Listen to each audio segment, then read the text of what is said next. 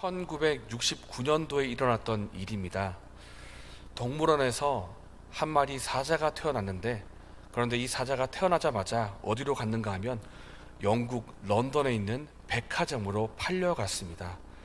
백화점에 사자를 팔다니 참 이상한 일이겠지만, 그 당시에는 동물보호법이나 희귀동물에 대한 그런 법이 없었기 때문에 1969년도에는 백화점에서도 사자를 팔았다고 합니다. 아마 사람들의 관심을 끌기 위해서 우리 백화점에는 사자도 있습니다 하고 팔았던 것 같은데, 이 사자가 이제 갓 태어난 사자기 때문에 너무나 귀여운 거예요. 그래서 그 사자를 두 청년의 물끄러미 바라보더니 우리가 사야 되겠다 하면서 그 사자를 샀습니다. 그리고 애완동물로 기르기 시작을 했습니다. 여기 사진이 보이는 이 사자가 이 크리스티앙이라는 이름을 가지고 있는 사자인데요, 이 사자가 이 두 청년에 의해서 아주 애완동물처럼 아주 이제 기름을 받기 시작하는데, 처음에는 정말 예뻤습니다. 모든 동물이 다 그렇지 않습니까? 아기 때는 너무나 귀엽고 너무나 사랑스럽고 하는 짓도 너무 귀여워서 너무 사랑을 많이 받고 자랐던 그 사자였는데, 근데 문제는 시간이 지나면 지날수록 몸집이 점점 커지는 것입니다. 몸집이 너무 커지기 때문에 조금만 힘을 줘도 식기가 다 부서지고, 조금만 움직여도 가구가 다 박살이 나고, 이러니까 더 이상 집에서 기를 수가 없는 상태가 된 것입니다. 그래서 고민을 하다가 이 크리스티앙을 다시 야생으로 보내주기로 했습니다. 그래서 눈물을 머금고 이 사자를 데리고 어디까지 갔는가 하면 아프리카의 케냐까지 갔습니다. 그리고 이 두 청년이 이 사자를 보내주면서 이 사자가 야생을 쳐다보다가 또 두 청년을 쳐다보다가, 그런데 그러다가 그 야생에 있는 또 다른 한 마리 사자를 보았습니다. 이 사자가 아마 성체였던 것 같은데 아주 큰 소리로 사자우를 어흥하고 바라는 것입니다. 이 크리스티앙이 이 사자우를 바라는 것을 물끄러미 바라보다가 이제는 고개를 아예 야생으로 돌리고는 크리스티앙도 어흥하고 나서 야생으로 돌아갔다고 합니다. 네, 이거는 실화의 이야기인데요, 여러분, 이 크리스티앙이 처음에는 어땠습니까? 이 두 청년에 의해서 아주 강아지하고 고양이처럼 애지중지 기름을 받고 있다가 아마 자기도 착각했는지 모르겠습니다. 나는 반려동물이야, 나는 아주 귀여운 사자야. 그러나 그가 야생에서 그 성체의 사자의 사자어를 듣는 순간에 깨달은 것입니다. 아, 나는 애완동물이 아니구나, 나는 동물의 사자구나 라고 깨달으면서 야생으로 돌아갔다는 이야기입니다. 여러분, 제가 이 이야기를 드리는 이유는 바로 정체성 때문입니다. 여러분, 사자는 누가 봐도 동물의 왕입니다. 또 모든 동물이 다 벌벌 떨 정도의 아주 강력한 야생이 있는 동물이 바로 사자인데, 이 사자가 사람의 손에 의해서 길러지니까 어떻게 됩니까? 아주 애완동물처럼 자기도 스스로 누가 누군지를 모른 채로 살아갈 수가 있다는 것입니다. 우리도 마찬가지입니다. 우리가 예수님을 믿고 있는 그리스도인입니다. 그런데 우리가 그리스도인임에도 불구하고 세상을 살아가다 보면 내가 누구인지 정체성을 잃어버린 채 세상을 따라 살아갈 수가 있다는 것입니다. 그렇기 때문에 오늘 사도 바울은 이 골로새 3장의 말씀을 통해서 우리 그리스도인의 정체성이 무엇인지, 우리가 어떤 사람으로 살아가야 되는지를 오늘 본문을 통해서 말씀해 주고 있습니다. 오늘 본문을 통해서 우리의 정체성을 확인하고 우리 살아가는 삶의 방식을 다시 한번 되새기기를 소망합니다. 사도 바울이 말하는 첫 번째 정체성은 무엇인가 하면, 우리는 하늘에 속한 자이고 하늘을 바라보도록 지음받은 존재라는 것입니다. 우리는 하늘에 속한 자이다. 함께 1절의 말씀을 읽겠습니다. 그러므로 너희가 그리스도와 함께 달리 살리심을 받았으면 위의 것을 찾으라. 거기는 그리스도께서 하나님 우편에 앉아 계시느니라. 아멘. 너희가 그리스도와 함께 다시 살리심을 받았으면, 이 부분을 우리가 주목하기를 원합니다. 너희가 그리스도와 함께 다시 살리심을 받았다면, 이 표현이 등장하는 이유는 예수님의 십자가인데요, 예수님께서 십자가에서 죽었다가 다시 살아나신 이 사건이 우리에게도 동일하게 일어났다는 것입니다. 우리가 예수님 믿으면서 죄에 대해서는 죽었고 하나님께 대하는 살아난 이 일이 예수님과 함께 일어났다는 표현이 있기 때문에 오늘 말씀에 이 말씀을 하고 있는 것입니다. 너희가 그리스도와 함께 다시 살리심을 받았으면, 우리가 특별히 주목할 단어가 있습니다. 바로 함께라는 단어입니다. 함께. 이 함께라는 단어가 왜 중요한가 하면, 예수님께서 죽음 가운데 다시 살아나실 때 그 부활의 능력과 그 부활의 생명이 우리에게도 동일하게 임했다라는 것입니다. 그러니까 예수님의 부활의 생명과 능력이 우리에게도 함께 임했다는 뜻이고, 함께 그 생명과 능력을 공유하고 있다는 뜻이 되기 때문에 이 함께라는 단어가 너무나도 중요한 것입니다. 우리 예수 믿는 사람들은요, 예수님과 단지 동행하는 것만이 아닙니다. 예수님과 동행하다가 단지 가끔씩 도움이 필요할 때 도움받는 정도로 사는 사람들이 아닙니다. 우리는 예수님과 함께 그 부활의 생명과 능력을 함께 공유하고 있고요, 그 생명과 능력을 누리면서 사는 사람들입니다. 생명이 우리 가운데 있다는 것입니다. 예수님의 생명이. 그래서 우리가 왜 하늘을 바라봐야 되는가? 바로 이 생명이 예수님에 있기 때문에 그렇습니다. 우리에게 생명이 되시고 우리에게 능력이 되시는 예수님이 지금 어디 계십니까? 하늘에 계십니다. 하늘에서 하나님의 보좌 우편에 앉아 계십니다. 1절 뒷부분입니다. 거기는 그리스도께서 하나님 우편에 앉아 계시느니라. 이제 우리는 예수님과 더불어서 죄에 대해서는 죽었고, 그리고 하나님에 대해서는 살아난 존재이기 때문에 더 이상 이 세상의 것들로 만족할 수도 없고 살아갈 수도 없는 것입니다. 이미 이 세상의 죄에 대해서는 죽었기 때문에 이 세상의 어떤 죄악 가지고는 더 이상 살 수가 없는 존재가 됐기 때문에 예수님의 생명으로만, 예수님의 능력으로만 살 수 있는 존재가 된 것입니다. 그런데 그 예수님이 지금 어디 계십니까? 성부 하나님 우편에 하늘에 계십니다. 그렇기 때문에 우리가 하늘을 바라봐야 되는 것입니다. 너희는 위의 것을 찾으라. 그 이유가 우리의 생명 되신, 능력 되신 예수님이 하늘에 계시기 때문에 그런 것입니다. 그래서 위의 것을 찾으라, 이 말씀은 하늘에 계신 예수님을 계속 찾으라, 이 말씀과도 같은 내용인 것입니다. 여러분, 예수님께서는 우리 몸에 있는 심장과도 같은 것이고 우리 몸속에 흐르는 피와도 같은 것입니다. 우리 몸속에 흐르는 피가 잠시만 멈춰도 우리가 죽는 것처럼 우리 안에 계신 예수님이 잠시만 안 계셔도 우리는 더 이상 살 수가 없는 존재입니다. 그렇기 때문에 세상의 것이 아니라 위의 것을 찾기를 원하고 예수님을 바라보며 살기를 원합니다. 세상은 자신이 원하는 대로 마음껏 즐기며 살면서 그것을 자유라고 말하고 있지만은 사실상 그것은 아주 공허한 것이고 죄악된 것일 수밖에 없습니다. 왜냐하면 그 세상의 것들에는 예수님의 생명과 능력이 없기 때문입니다. 우리에게 꼭 필요한 분이 예수님이십니다. 그러므로 사랑하는 여러분, 이 땅에 있는 것이 아니라 하늘을 바라보고 예수님을 바라보며 사는 여러분 되시기를 예수님의 이름으로 축복합니다. 사도 바울이 전하는 두 번째 정체성은 그리스도인은 옛사람의 옷을 벗는 사람이라는 것입니다. 옛사람의 옷을 벗는 사람이다. 함께 8절의 말씀을 읽겠습니다. 이제는 너희가 이 모든 것을 벗어버리라. 곧 분한과 노염과 악의와 비방과 너희 입에 부끄러운 말이라. 아멘. 보통 우리가 옷을 입고 사는데 우리가 입고 있는 옷이 더러워지면 어떻게 합니까? 그 더러워진 옷을 벗어버리고 바로 세탁을 할 것입니다. 보통의 사람이라면 다 그렇게 할 것입니다. 왜냐하면 더러워진 옷을 계속 입고 있다가는 그 더러워진 그 부분이 우리 몸 안에도 들어와서 우리 몸이 찝찝하게 되고 우리 몸도 함께 더러워지기 때문입니다. 우리 옛사람의 모습이 바로 이 더러워진 옷과도 같습니다.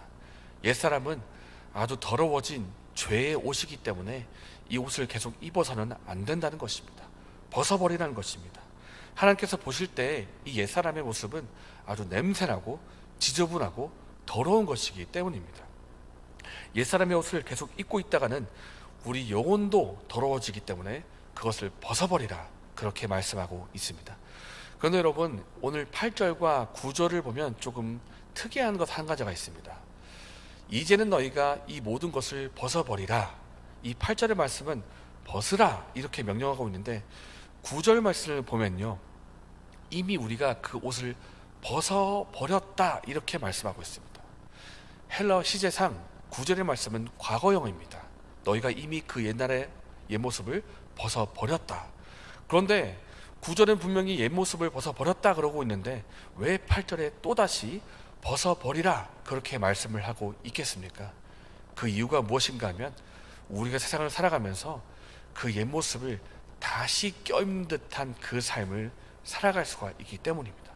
이미 옛사람의 모습을 벗었음에도 불구하고 사탄의 유혹과 우리 안에 있는 죄성 때문에 다시 입는 듯한 일이 일어나기 때문에 계속 벗어버리라, 계속해서 벗는 삶을 계속하라 그렇게 말씀하고 있다는 것입니다.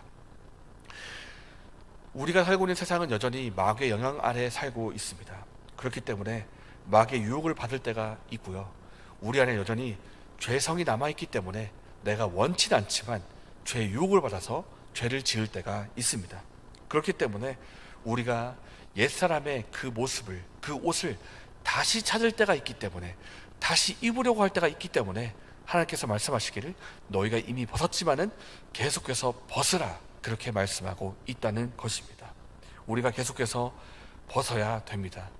특히 주목할 것은 사도 바울이 굉장히 과격한 단어를 쓰고 있다는 것입니다. 옛사람의 옷을 벗어버리라 이 말만 할 뿐만 아니라 죽이라 이렇게 말하고 있습니다. 죽여버려라. 왜 이렇게 과격한 말을 하면서까지 옛사람에 대해서 단절하라고 말하고 있을까요? 그냥 벗으면 안 됩니까? 근데 사도 바울이 볼 때 옛사람을 죽이지 않으면 우리가 죽기 때문에 죽이라는 과격한 말을 쓰고 있는 것입니다. 우리는 죄를 생각할 때 단순히 조금 찝찝한 거, 단순히 좀 죄책감 드는 거, 이 정도로 생각할지 모르겠습니다. 아, 찝찝해, 죄를 지으니까 마음이 불쾌하네, 이런 정도로 생각할지 모르겠지만 오늘 본문은 분명히 경고하고 있습니다. 6절을 한번 보시기 바랍니다. 그 죄 때문에 하나님의 진노가 임한다 그렇게 말씀하고 있습니다. 이 진노는요, 최후에 있을 심판의 진노를 말하고 있는 것인데, 우리가 계속 죄를 푸는 삶을 살다가는, 죄 가운데 계속 거하다가는 하나님의 진노의 잔을 받을 수가 있다. 그러니까 너희가 그 진노를 받지 않도록 옷을 벗어버리고 십자가에 못 박아 죽이기까지 하라 그렇게 과격하게 말씀하고 있다는 것입니다. 단순히 찝찝한 정도가 아닙니다. 단순히 불쾌하네 이 정도가 아닙니다. 그 죄가 우리의 영혼을 죽일 수가 있기 때문에, 이거는 죽고 죽이는 싸움이기 때문에 우리가 그 죄를 죽여야 되는 것입니다. 그렇다면 저 여러분에게 한번 질문해 보기를 원합니다. 저 여러분에게 더러운 옛사람의 옷 같은 것은 무엇입니까? 아직도 저 여러분이 우리의 영혼을 더럽히고 있는 그런 죄악의 모습은 없으십니까? 다른 사람을 향해서 아직 분노를 품고 있지는 않습니까? 분노를 품는 가운데 다른 사람과 수근수근하면서 뒷담화를 하거나 비방하고 있지는 않습니까? 화살처럼 독한 말을 상대방에게 쏘아대고 있지는 않습니까? 하나님께서 그 죄를 벗어버리라, 그 죄를 피하라, 심지어 그 죄를 죽이라 그렇게 말씀하십니다. 우리가 아직 입고 있는 옛사람의 더러워진 옷이 있다면 이 시간 그 옷을 벗어버립시다. 그리고 십자가에 그 옷을 못 박읍시다. 하나님의 은혜 가운데 옛사람을 벗어버리는 은혜가 저 여러분에게 있기를 축복합니다. 사도 바울이 전하고 있는 마지막 세 번째 정체성은 성도는 새 사람의 옷을 입는 존재라는 것입니다. 함께 12절의 말씀을 읽겠습니다. 그러므로 너희는 하나님이 택하사 거룩하고 사랑받는 자처럼 긍휼과 자비와 겸손과 온유와 오래 참음을 옷 입고 라고 말씀하고 있습니다. 이제 벗어버렸다면 옷을 입으라 그렇게 말씀합니다. 정상적인 사람이라면 옷을 벗고 밖에 돌아다니지는 않을 것입니다. 우리가 더러워진 옷을 벗었다면 이제 깨끗하고 아주 세탁이 된 옷을 입고 밖으로 나가야 될 것입니다. 마찬가지입니다. 우리가 옛사람의 죄였던 옷을, 그 지저분하고 더러워진 옷을 벗어버렸다면 이제는 새 사람의 옷을 입으라는 것입니다. 그 옷이 어떤 옷인가? 오늘 말씀에 나와 있는 긍휼과 자비와 겸손과 온유와 오래 참음의 옷이다 그렇게 말씀하고 있습니다. 이것은 예수님의 성품을 나타내고 있는데, 다 말하고 있기보다는 대표적으로 5가지를 꼽아서 말씀을 하고 있는 것입니다. 긍휼입니다. 긍휼은 어떤 것인가? 고통받고 어려운 처지에 놓인 사람들을 향해서 동정의 마음을 품고 있는 것을 말하고 있습니다. 이 단어의 어근이 우리 몸속에는 창자와 같은 어근입니다. 긍휼. 이 창자가 베베 꼬일 정도로 뒤틀릴 정도로 그 사람의 고통에 대해서 내 마음이 공감을 하고 있다는 뜻입니다. 그 도움이 필요한 사람들을 향해서 긍휼의 마음을 가지라, 그렇게 말씀하고 있다는 것입니다. 자비는 상대방을 향한 친절함을 말하고 있습니다.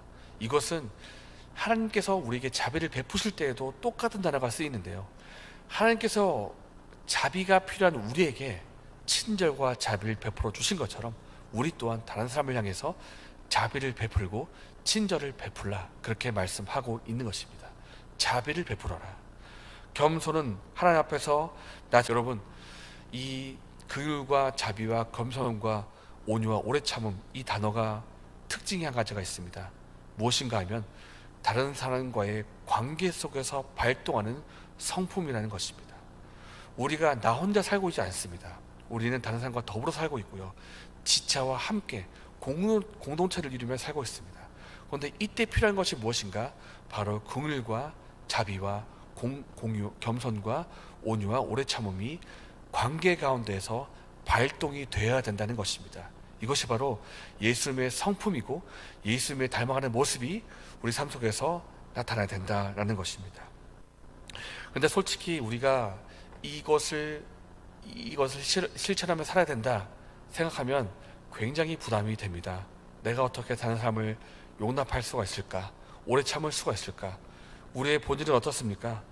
용서하기보다는 분노하기가 쉽고 겸손과 온유를 나타내기보다는 비방하기 쉬운 존재가 우리입니다. 참고 인내하기보다는 우리가 화를 버럭내는 존재가 우리가 아닙니까? 근데 우리가 스스로 이렇게 살라고 하면 정말 부담이 되겠지만은 우리 스스로 이렇게 사는 것이 아닙니다. 우리를 택하시고 부르시고 거룩하게 부르신 예수님의 능력을 쫓아서 이 삶을 살 수가 있다는 것입니다. 먼저 사신 분이 예수님이시기 때문에, 먼저 이 모든 단어를 실천하신 분이 예수님이시기 때문에 예수님 안에서 너희가 예수님을 쫓아 이 삶을 살라, 예수님께서 이 능력과 은혜를 부으신다, 그러니까 그 삶을 살라고 말씀하고 있다는 것입니다. 이미 하나님의 사랑을 우리 가운데 부어주십니다. 우리가 그 부어진 사랑을 통해서 날마다 새 사람을 옷을 입을 때 하나님께서 본래 원하셨던 그 하나님의 형상이 우리 삶 속에서 이루어진다라는 말씀을 하고 계십니다. 그래서 우리가 하나님의 은혜 가운데 날마다 새 사람의 옷을 입으면서 예수님 닮아가는 삶을 살아가는 은혜가 여러분에게 있기를 예수님의 이름으로 축복합니다. 사랑하는 여러분, 우리가 이 땅을 살아가면서 정체성을 분명히 하기를 원합니다. 우리는 세상을 따라가서 죄를 짓는 존재가 아니라 우리는 하늘을 바라보고 예수님을 따라 살아가는 존재입니다. 우리는 옛사람의 모습을 벗어버린 사람들이고 날마다 새 사람의 옷을 입는 사람들입니다. 우리가 이 정체성을 따라서 살아가기를 바랍니다. 우리 안에 여전히 남아있는 옛사람의 모습이 있다면 그 더러운 옷을 벗어버리기를 원합니다. 십자가 앞에 나아가서 그 죄된 모습을 십자가에 못 박혀 죽이기를 원하고요. 그리고 이제는 새 사람의 옷을 입어서 예수님을 따라 살아가는 은혜가 여러분에게 있기를 예수님의 이름으로 축복합니다.